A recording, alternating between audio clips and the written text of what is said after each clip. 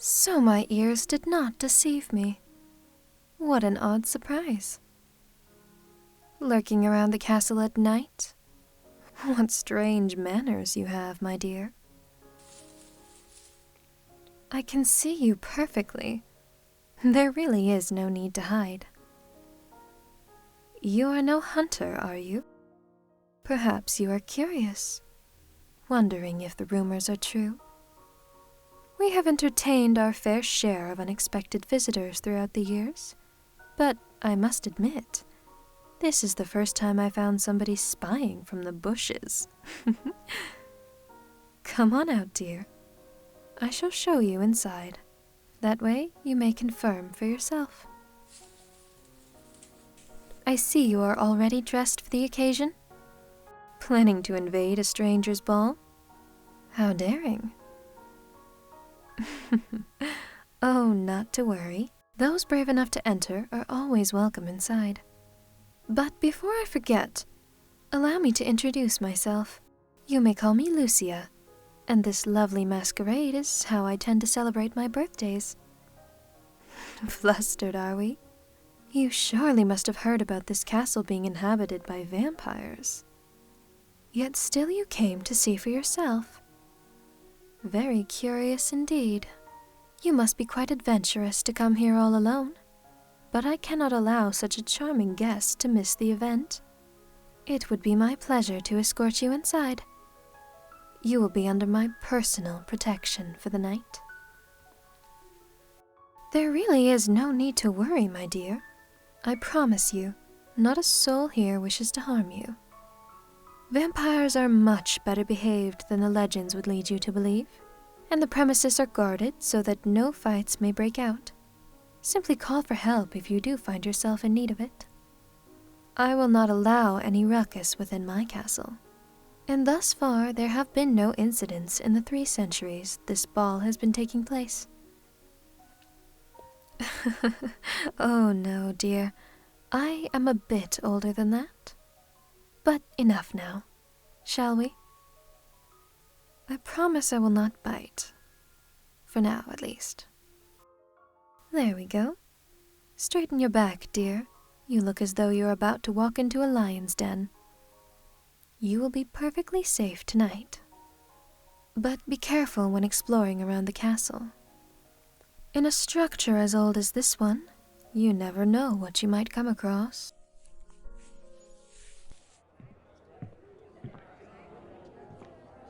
Found you. Did you really think you could escape me, Lucia? Why should I ever attempt such a thing? I simply had something else to tend to. For that matter, may I introduce you to our newest guest? Well, now who is this charming figure? A new face, and then such a stunning one. It is a pleasure to welcome you here, stranger. Mind your manners. My sincerest apologies. My name is Cecilia. How may I tend to your needs and desires? I must request you keep an eye on them for the night. Our guest may be a little more fragile than we are used to. Oh, that should be fairly simple, though I cannot promise to take my eyes off of you again, stranger. You're quite captivating. Good. But forget not to give them space. Our guests are not your toys. Remember that. I shall attempt to behave. I suppose that is the most I may expect of you. How harsh of you, Lucia.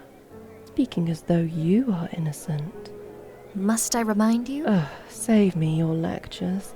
But may I suggest we show our guest around? The garden is lovely at sunset.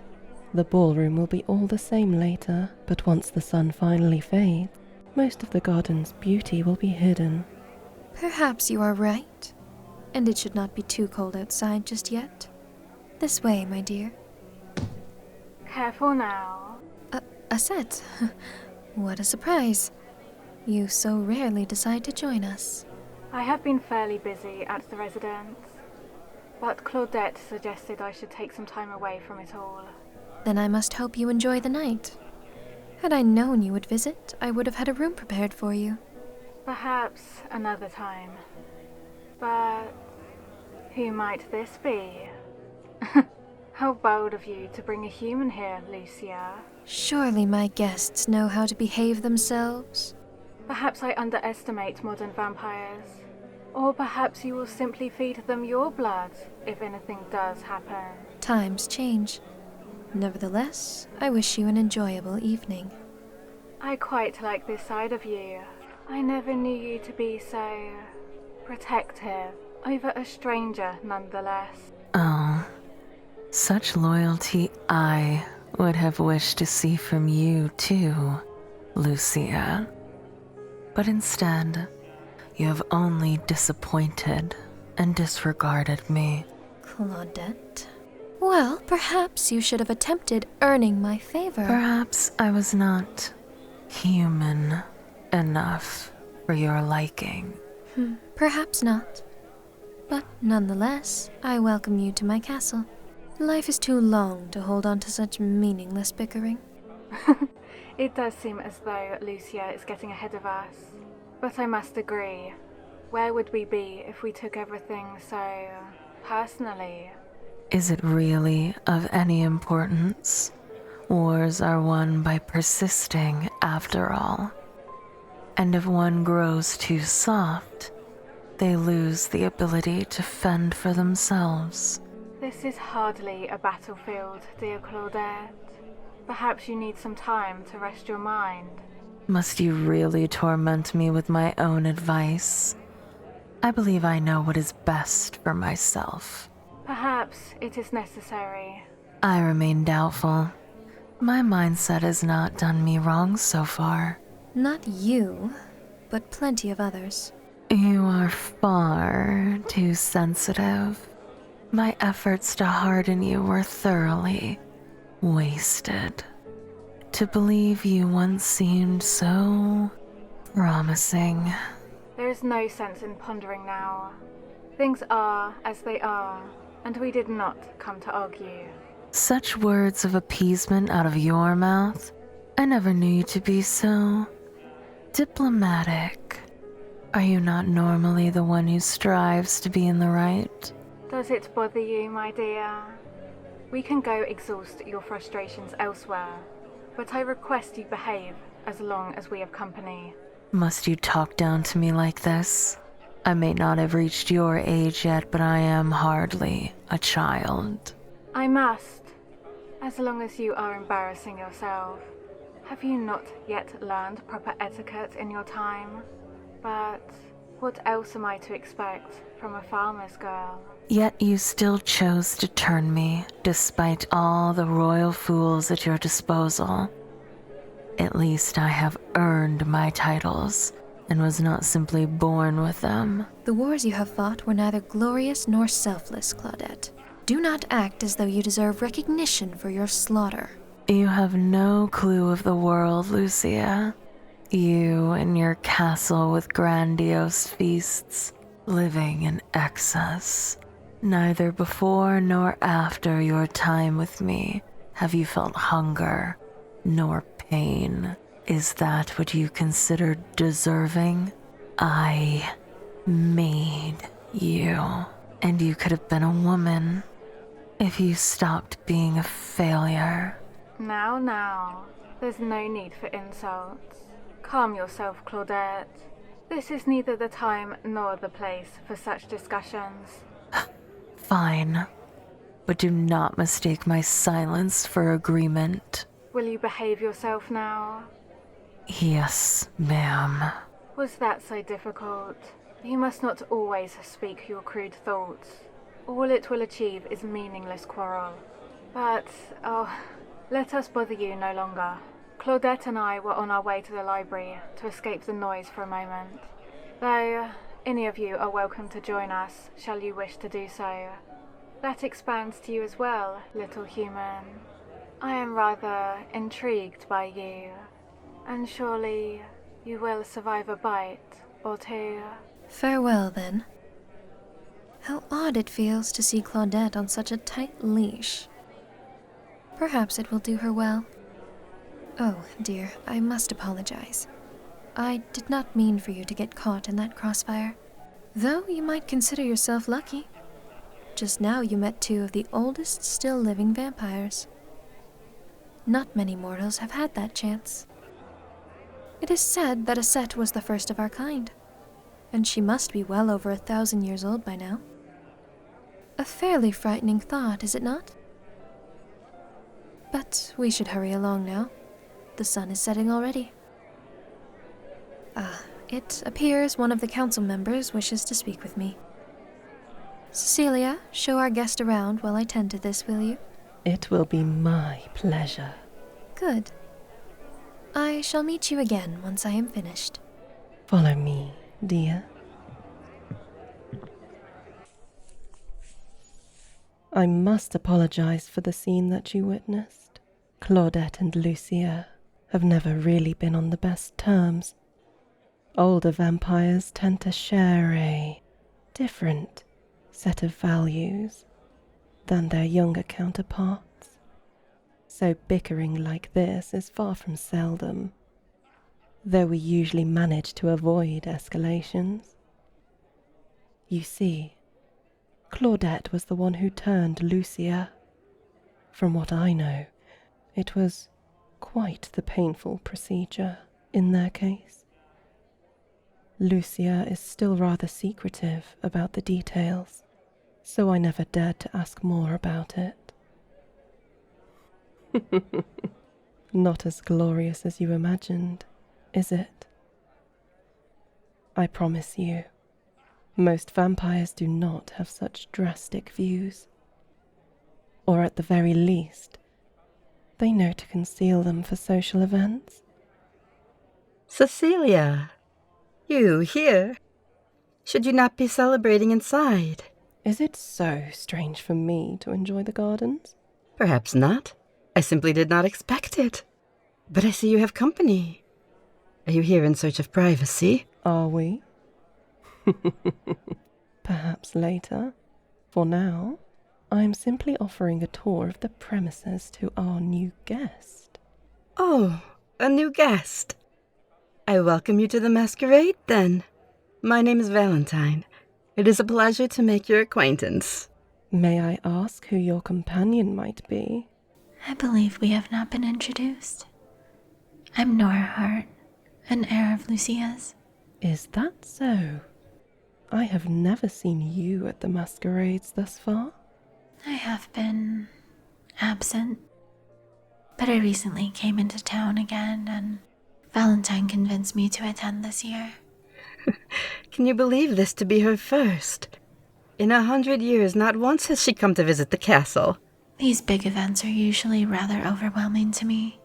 I tend to prefer quieter, more secluded settings. Hence, we found ourselves in the gardens, rather than the midst of the celebrations. Either way, I much appreciate your presence here tonight. The same to you, my friend. How sweet. Surely you are not envious of who I spend my time with. I have no need to be, dear Valentine. But, oh, the sun is about to set. I apologize, my darling stranger. Shall we continue our tour? To tell you the truth, I was about to show the gardens to Nora, too. Perhaps we could join you? I would be honored to be your guide, my dearest. I see you do live up to your reputation. I have a name to uphold, after all. I find the myths do no justice to the woman. Is that so? Perhaps you would like to find out for yourself. Your offer flatters me, but I believe you misjudge my intentions. I sense that to be a rejection. I shall let you know, should my mind be changed. Such directness. I see what Lucia must like about you. I hesitate to believe that. So there is more to it, then. Certainly less than you think. Lucia never ceases to surprise me. But, alas, follow me. I believe this is the way to the pond? It certainly is beautiful now. especially around noon, when the scales of the fish shimmer in the most exquisite colors, and the water shines like liquid gems. Perhaps I should visit again another time. You most certainly should. And you too, dear guest. The gardens are loveliest during the day. I am certain Lucia will allow it, should we ask her later. Speaking of which, I suppose I should go to see whether she needs rescuing from the council. Forgive my brief goodbyes, but I trust our guest will be in good hands with you two. Worry not. We know how to behave ourselves. What strange friends you have, Valentine. Oh, they are quite pleasant once you get to know them. Perhaps not what you are used to, but lovely company nonetheless. I suppose I would have to adjust to somebody of her likes. I tend to frequent slightly different circles. Surely, the two of you could become friends quicker than you expect. Though, perhaps that is an endeavor for another time. But enough of that now. We have somebody to tend to, after all. It would be rather rude of us to further ignore such a lovely person. Indeed it would. I'd prefer to avoid tainting such a charming face with a frown. Fear not, my dear. I promise we will not bite. If you take a step closer, you are perfectly safe with us. Perhaps safer than you would be inside. Some guests tend to forget their manners all too easily. Most that I have met thus far were rather well behaved. Though, you might know more of their quirks than I. You overestimate my knowledge of these people. Most of the vampires here today, I have kept at a distance. Still, it may be true that I would have more experience than you. I have seen more of what vampires are capable of, how they behave. I suppose you are right. All this is still very new to me. But how about you, dear guest? How long have you known the people here? How daring. You must not be too fond of your mortal life to come to a place as this one on your own accord. How is it wrong to seek adventure? Considering how curiosity might claim their life, I do believe it would be best to consider such a jaunt thoroughly. Many vampires had their life taken from them involuntarily and prematurely. You sound as though you speak from experience. You are quite perceptive. Only a few vampires that I have met have had a say in their turning. In my case, it was a moment tainted with grief and carelessness. How do you mean? Well, not quite 150 years ago, my previously widowed mother lost her life to illness. I was hardly more than a girl at the time and did not handle myself well. That is how I first met Lucia, in a state where I did not care for my own life, subdued by liquor and a paralyzing sadness. She did not mean to drain me, but I suppose that part of my story is shared across many. She attempted to revive me through the healing properties of her blood, but it was too late for me to be saved. Oh, that does sound much like my own origin. Except, for me it was more dissatisfaction and an urge for new experiences, rather than grief, that brought me here. Still, in essence, we are not too different. Though, you sound so pessimistic about it. I understand that you were not given a choice, but is it not exciting still? The heightened senses, the healing abilities, the strength. Surely you speak from a place of naivety rather than ignorance. Nonetheless, there are many negative sides to vampirism, though you might not have experienced most of them yet. You are still so young, so innocent. I would not hope so, but you will likely view these things as I do, soon enough. What a gloomy outlook.